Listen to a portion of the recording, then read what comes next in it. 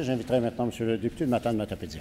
La bonne heure, M. le Président. Alors, je dépose l'extrait d'une pétition adressée à l'Assemblée nationale signée par 571 pétitionnaires, désignation citoyens-citoyennes du Québec. Les faits invoqués sont les suivants.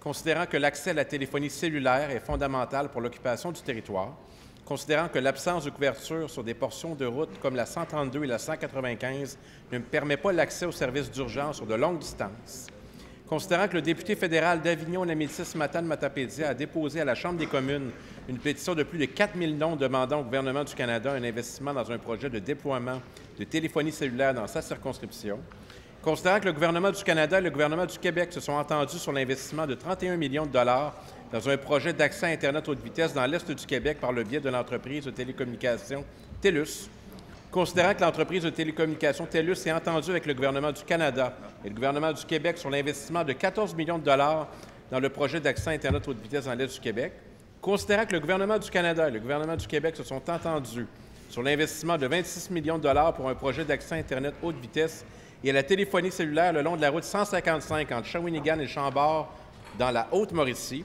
et l'intervention réclamée se résume ainsi.